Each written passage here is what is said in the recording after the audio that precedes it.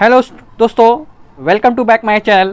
दोस्तों आज फिर से आपके लिए एक धमाकेदार और बहुत ही इंपॉर्टेंट वीडियो लेकर आया हूँ। बिल्कुल मैथ्स मैजिक ट्रिक जैसे आप लोग बताते थे, आज फिर से एक बोर्ड एग्जाम के लिए मैजिक ट्रिक लेकर आया हूँ। जो मैजिक क्वेश्चन जो आपका बोर्ड एग्जाम में पूछा जाएगा, क्लास 10 बोर्ड एग्जाम 2023 के लिए, आज मैं उसी बोर्ड एग्जाम के लिए मैथ्स मैजिक क्वेश्चन के साथ मैथ्स मैजिक जो आपका जो क्वेश्चन है बोर्ड एग्जाम का, उसके लिए बहुत इंपॉर्टेंट क्वेश्चन, जो वेरी इंपॉर्टेंट क्वेश्चन है जो आपका एक बोर्ड एग्जाम में आएगा, और सोशल साइंस का जो आपका सामाजिक विज्ञान है, सोशल साइंस जो आपका सामाजिक विज्ञान का क्वेश्चन जो आपका एग्जाम बोर्ड में पूछा जाएगा, वो सारा क्वेश्चन जो अभी एग्जाम बोर्ड आप जो भी स्टेट का बोर्ड एग्जाम दे रहे हैं, सारा बोर्ड एग्जाम में आपके क्वेश्चन बिल्कुल लड़ेगा दोस्तों। तो बिल्कुल आप लास्ट तक बने रहेंगे, वीडियो को इन तक देखेंगे, स्किप नहीं करेंगे, क्योंकि आपको स्किप करने पर पता चल जाएगा कि कहीं छूट नहीं जाएगा क्वेश्चन आपका, इसलिए लास्ट तक वीडियो को देखेंगे, ठीक है।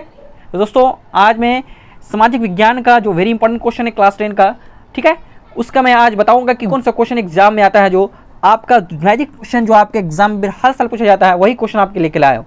और टारगेट मेरा जो 19% लाने बच्चे को, ताकि आप बोर्ड एग्जाम में अच्छे से अच्छे मार्क्स ला के वो बोर्ड एग्जाम पास करें। तो दोस्तों अब वीडियो को स्टार्ट करता हूँ बिना देर के हुए। पहला क्वेश्चन जो आपके सामने है, नई आर्थिक नीति क्या है, ठीक है, न्यू पॉलिसी, ठीक है, बहुत important question. New policy, new economic policy क्या है, इसके बारे में आपको बताना है। लेनिन ने 1921 ईस्वी में एक नई नीति की घोषणा की, जिसे मार्क्सवाद के मूल्यों से कुछ हद तक समझौता करना पड़ा था, ठीक है। मार्क्सवाद आपको समझ आ रहा, कार्ल मार्क्स का। नई आर्थिक नीति में निम्नलिखित प्रमुख बातें थी। अब इसमें क्या क्या बातें थी वो बहुत इंपॉर्टेंट है, इसको देखिए आराम से समझिएगा, ये इंपॉर्टेंट पॉइंट्स है, इसको नोट करना है। इसको खास करके अगर लिख लेते हैं कॉपी में तो लिख सकते हैं, स्क्रीनशॉट लेना है स्क्रीनशॉट भी ले सकते हैं, ताकि आपको जो इंपॉर्टेंट पॉइंट्स है वो आपको बता रहा हूँ। देखिए सबसे पहले किसानों से अनाज लेने के स्थान पर एक निश्चित कर लगाया गया था, ठीक है। किसानों जो अनाज लेते थे तो उस पर एक टैक्स लगाया गया था, कि ताकि वो किसान के साथ कोई भी तरह का कम बेसी टैक्स नहीं लिया जाए, जैसे तैसे भाव में नहीं बेचा जाए। तो एक फिक्स टैक्स लगा दिया था कि इस टैक्स में सबको ये आपको लेना है, ठीक है, टैक्स पे करके आपको अनाज लेना है। तो दूसरा जो पॉइंट है, 20 से कम कर्मचारियों वाले उद्योगों को व्यक्तिगत रूप से चलाने का अधिकार मिल गया था। 20 से कम जितने भी कर्मचारी वाले जितने भी उद्योग अगर है उसके पास स्टाफ है, तब भी वो अपना उद्योग को चला सकते हैं, पहले इसका अधिकार नहीं था। तो ये नई आर्थिक नीति लेनिन के द्वारा जो बनाया गया उसमें शामिल था। तीसरा पॉइंट है, उद्योगों को विकेंद्रित किया गया था, मतलब उद्योग को बढ़ावा दिया गया था, सरकार के द्वारा उसको मतलब और भी उसको विकसित किया गया था, ठीक है। चौथा है, विभिन्न स्तरों पर बैंक की स्थापना की गई थी। उसके बाद बैंक को अलग अलग जगहों पे स्थापना की गई थी, ताकि उसको लेन देन का सामंजस्य बढ़ सके, लोगों का आराम से उसका सहूलत से जो रोजगार उसको बढ़ सके। इस तरह से उसको और फैसिलिटी दी गई थी।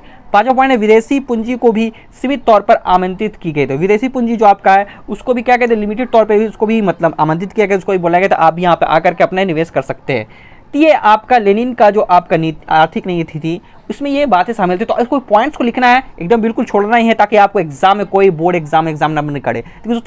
तो फटाफट नोट कर लें, इसको स्क्रीनशॉट ले सकते हैं, ठीक है। नेक्स्ट क्वेश्चन है, रूसी क्रांति किन्हीं दो कारणों को बनेगा। बहुत इंपॉर्टेंट क्वेश्चन, रूस की क्रांति आपको पढ़े होंगे, ये क्लास 10 बोर्ड एग्जाम बिल्कुल क्वेश्चन पूछता है, ठीक है। तो रूस की क्रांति का दो कारण लिखना है। तो रूस की क्रांति के दो निम्नलिखित कारण हैं, ठीक है। सबसे पहला है जार की निरंकुशता एवं अयुक्त शासन। जो जार आपको पता है, रूस के राजा को जार कहा जाता है, ठीक है, याद रखिएगा, रूस के राजा को जार कहा जाता है। तो जार का जो शासन था वो इस तरह से निरंकुश शासन था, मतलब वो समझ सकते हैं तानाशाही वाला शासन, राजतंत्र था, ठीक है, क्योंकि जार आप पहले रूस में तो कोई लोकतंत्र सिस्टम नहीं था, राजतंत्र था बिल्कुल, और वो भी इस तरह का निरंकुश, मतलब जनता पे कोई ध्यान नहीं, कोई विकास की काम नहीं, सिर्फ शासन करना है, ठीक है। तो 1917 ईस्वी से पूर्व रूस में निरंकुश जार शाही व्यवस्था कायम थी। 1917 से पहले ही रूस में जो व्यवस्था था वो जार शाही मतलब राजतंत्र सिस्टम वो कायम थी। राजतंत्र अपना विशेषाधिकार छोड़ने के लिए तैयार नहीं था, वो जिसके पास जो उतना पावर था वो कभी भी छोड़ने के लिए तैयार नहीं था। जार निकोलस द्वितीय जिसके शासनकाल में क्रांति हुई, अब जार निकोलस द्वितीय उसी शासन में काल में, तो उसमें क्या हुआ था, उसमें आम लोगों के सुख दुख की कोई कतई चिंता नहीं थी, उसके पास उसका कोई परवाह नहीं थी कि लोग कैसे जी रहे हैं, उसके पास खाने की क्या कमी है, क्या महंगाई बढ़ गई है, मतलब रोजगार के बारे में, लोगों के बारे में कोई भलाई का काम, कोई भी सुख दुख का उसके पास कोई चिंता नहीं थी। जार ने जो अफसरशाही व्यवस्था बनाई थी वह अस्थिर, जड़ और अकुशल थी। जो सरकार वो चला रहा था उसमें किसी प्रकार का वो स्थिर नहीं था, उसके बाद अकुशल थे, कोई भी प्रकार की कुशलता नहीं थी, किसी तरह से कोई सिस्टमेटिक ढंग से नहीं चला रहा था। ये पहला जो कारण है, ठीक है। नेक्स्ट आपका है, कार्ल मार्क्स की जीवनी एवं सिद्धांत का वर्णन करें।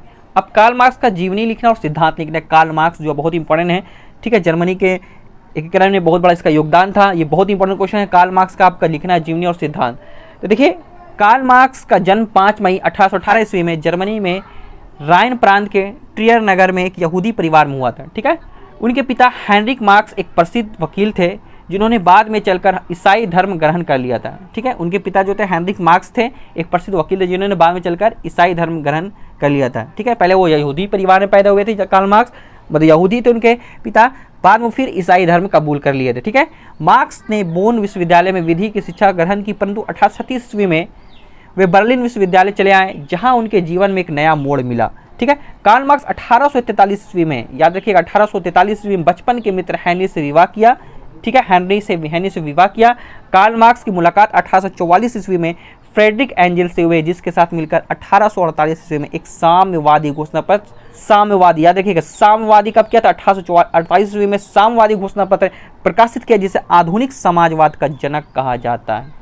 ठीक है, बहुत इंपॉर्टेंट पॉइंट है दोस्तों, ये याद रखिएगा। 1848 ईस्वी में एक साम्यवादी घोषणा पत्र प्रकाशित किया, जिसे आधुनिक समाजवाद का जनक कहा जाता है। ठीक है, अब कार्ल मार्क्स के सिद्धांत क्या थे? पहला है द्वंद्वात्मक भौतिक सिद्धांत।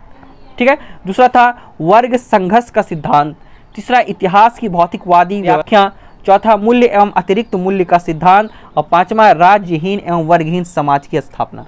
तो ये 5 पॉइंट्स आपका कार्ल मार्क्स का सिद्धांत है, इसको तुम नोट कर लीजिए, एकदम फटाफट इसको याद कर लीजिए दोस्तों, लिख लीजिए कॉपी में, ताकि इसका बोर्ड एग्जाम बिल्कुल क्वेश्चन आने वाला है, एकदम कहीं छूट ना जाए। मैथ्स और मैजिक क्वेश्चन में लाए हूं, जो आपका जो एग्जाम में बोर्ड में पूछता है, बिल्कुल वही क्वेश्चन, आपका इंपॉर्टेंट क्वेश्चन आपको बता रहा हूँ दोस्तों। तरफा अनुबंध व्यवस्था क्या थी? ठीक है, एक तरफा अनुबंध व्यवस्था। ठीक है, तो एक तरफा अनुबंध व्यवस्था क्या थी? एक तरह की बंधुआ मजदूरी थी। क्या थी? बंधुआ मजदूरी थी, जहां मजदूरों का कोई अधिकार नहीं था। बंधुआ मजदूरी थी जहां कोई मजदूरों का कोई भी अधिकार नहीं था, कोई पावर नहीं था, जबकि मालिक को असीमित अधिकार प्राप्त था। मतलब मजदूरों को कोई अधिकार नहीं था, लेकिन मालिक को बहुत ही मतलब असीमित अनलिमिटेड अधिकार प्राप्त, वो कुछ भी चाहता उससे करा लेता था, उसको कहते थे एक तरफा अनुबंध व्यवस्था। नेक्स्ट क्वेश्चन है, हिंद चीन का अर्थ क्या है? ये भी इंपॉर्टेंट है। तो हिंद चीन के अंतर्गत आज के वियतनाम, लाओस और कंबोडिया के क्षेत्र आते हैं। ठीक है, याद रखिएगा, आज के वियतनाम, लाओस और कंबोडिया के क्षेत्र आते हैं। इस सीमा म्यांमार एवं चीन को छूती है, तो दक्षिण में चीन सागर है और पश्चिम में म्यांमार क्षेत्र पड़ते हैं। नेक्स्ट क्वेश्चन, हुआ आंदोलन की चर्चा करें दोस्तों, बहुत इंपॉर्टेंट है। हुआ आंदोलन क्या है? तो हुआ एक बौद्धिक धार्मिक क्रांतिकारी आंदोलन था, बहुत इंपॉर्टेंट। तो बौद्धिक मतलब बौद्ध धर्म के द्वारा धार्मिक था, एक प्रकार का क्रांतिकारी आंदोलन था, जो 1939 ईस्वी में शुरू हुआ था, जिसके नेता हुइन फूसो था। इसके नेता क्या थे? हुइन फूसो, याद रखिएगा, जिसके नेता कौन थे? हुआ आंदोलन के नेता हुइन फूसो था। क्रांतिकारी उग्रवादी घटनाओं को भी अंजाम देते थे, मतलब क्रांतिकारी उग्रवादी भी थे, मतलब वो आंदोलन अपने धार्मिक आंदोलन के लिए क्रांतिकारी भी करते थे, जिसमें आत्मदाह तक की शामिल होता था। आत्मदाह भी लोग करते थे इस आंदोलन को, अपने आंदोलन को चलाने के लिए। मैं आपके लिए जो वीडियो बनाई दोस्तों, ये फटाफट जितने भी क्वेश्चन लिखा है उसको नोट कर लेंगे। ठीक है, चाहे स्क्रीनशॉट ले सकते हैं। तो आज मैं जो भी बताया दोस्तों, इसी तरह से और भी अदर सब्जेक्ट का इस तरह से फिर से मिलते हैं नेक्स्ट वीडियो में, एक धमाकेदार नेक्स्ट मैथ्स मैजिक ट्रिक एवं मैथ्स मैजिक क्वेश्चन के साथ क्लास 10 बोर्ड एग्जाम में।